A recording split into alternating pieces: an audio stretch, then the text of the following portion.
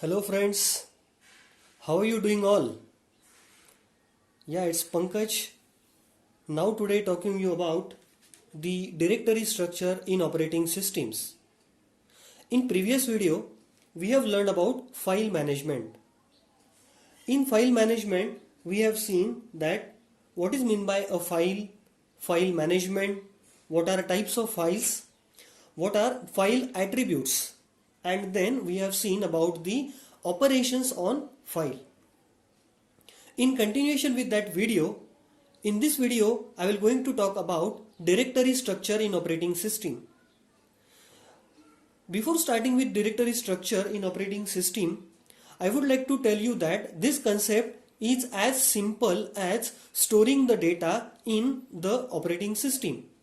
Storing the data in different drives, and inside different drives we create different folders, and in those folders we may have a subfolder or we may have our file.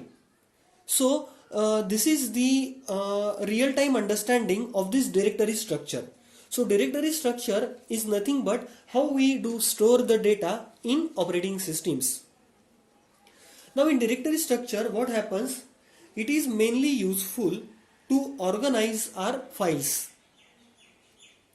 Directory, it is a collection of files. Directory may contain subdirectories also. In directory, we can store the files. In addition to files, directories also stores the attributes of the files, such as the names of the file, when the file is created, when it is last modified, what is the size of the file, what are the access permissions for that file. All these things are stored inside the directory structure.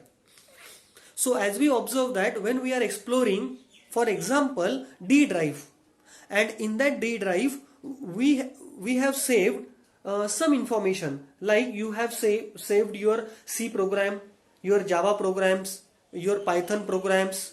You have some folders also in that C drive. Those folders will going to store the different types of data. Maybe they will going to store the MP3 file. Maybe they will going to store the MP4 file. Those folders will going to help you in understanding the fact that when you want to access some type of the file, that particular file you can easily access. And when someone asks you that give me that particular audio file or video file or maybe a Java program, so you just remind that where that particular file is available, because it is stored in your computer.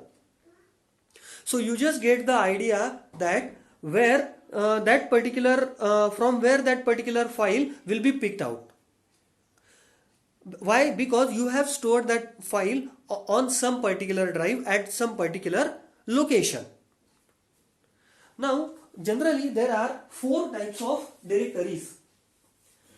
The 4 types of directories are single level directory, 2 level directory, 3 structured directory, and acyclic graph directory. So what is a single level directory? So in single level directory,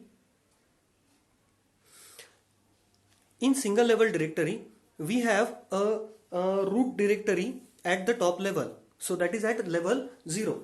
So here you can observe that I have denoted the directories with a representation that is a square, and I have denoted the files with a notation that is circle. So here files are denoted, and with this the directories are denoted. Now what is this single level directory?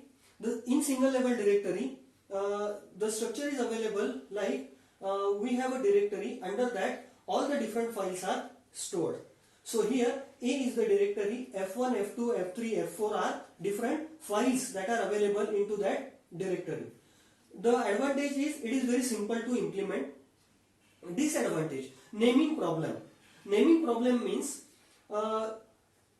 here the single folder is available, means single directory is available. So all the different files that are available in this single level will be given with different name. So I cannot have the two files with the same name, abc.txt and abc.txt. So I cannot store the two files like that in this single level. So that is known as naming problem. So abc1.txt at least I need to save like this. Now what is the grouping problem? Grouping problem is that, let us say you want to save C files in one directory and you want to save the Java files in another directory, right? So that is not possible here. Why? Because all the files are supposed to store under a single directory. So grouping problem is the problem which is faced by single level directory. Now what is a two level directory? In two level directory we have separate directory for each user. So here it is the root directory and here it is the user directory B, C and D. So what is the advantage? Here we are getting one additional layer of directories. We have here root directory, here we have a user directory, and under the user directories we are storing the files. Advantage is that we can have the same file name for different users. Now here I want to store, let us say, abc.txt, and another again I want to store abc.txt. What I can do, abc.txt I can store in B directory and this abc.txt I can store in C directory. So that is possible here because we have different directories available, right? And even we have different users also. So for those users we can store that particular file with another user directory also. What is the another advantage? The another advantage of efficient searching, because we have a user directory separate and a root directory separate. So in those directories the files are available. So while searching the data it gets very easy. Now the major disadvantage of two level directory, it is again a grouping problem. So this is the disadvantage for the two level directory, grouping problem. So what is this grouping problem? Again the similar type of scenario. So here also we are facing the grouping problem, because in this directory if I want to store the C file separate and Java file separate, that I cannot do, because here in a directory only files can be stored. If in a directory another directory and file can be stored, then this grouping problem can be solved, and that is solved with the help of the third type of directory, that is known as tree structured directory, and it is also called as a hierarchical directory, where the grouping problem is solved. Now with the single level directory we were having only one directory as a root directory, and inside that all the files we need to store. But in the two level directory we were having different users, so root user and the normal user. So they were having two single directories, but there also we were facing the grouping problem. Now grouping problem can be solved with the help of hierarchical directory or a tree structured directory. Now in grouping problem, here if you can observe, the root directory is there, and under that there are user directories available, and for user directories only files are not available, but the files as well as directories can be stored, as you can observe over here.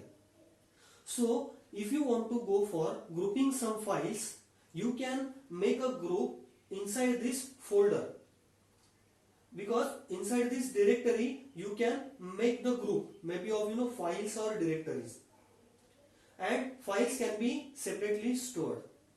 So in hierarchical approach, there is a condition that at least there should be a two level. At least there should be a two level.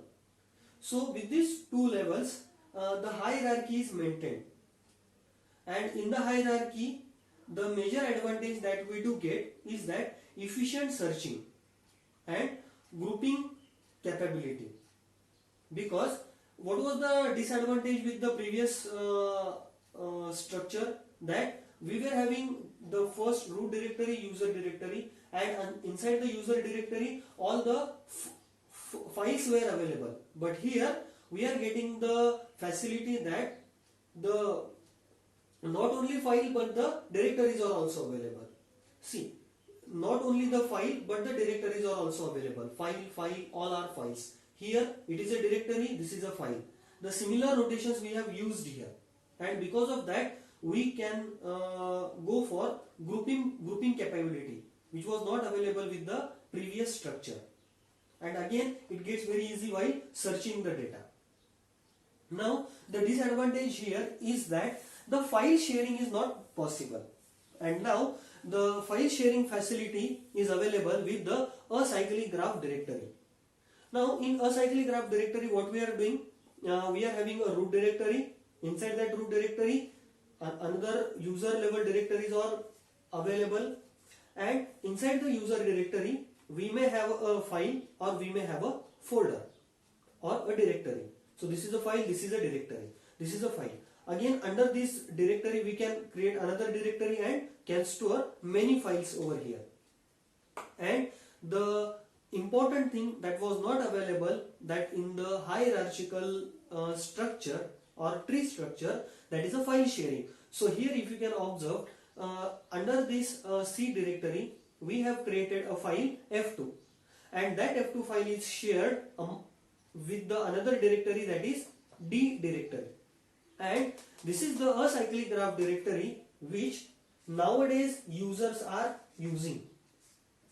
So we being the current users of operating system, we are actually using the acyclic graph directory, wherein we are getting the facility that no naming problem is available.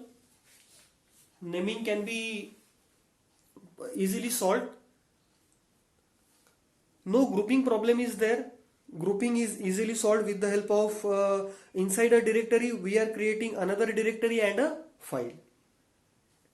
The another problem was of efficient searching, that is easily done. Then there was a problem finally, that was of sharing the files. So that is solved with the acyclic graph directory. Now in the next video I will going to talk about the file system structure in operating system. Till then, take care.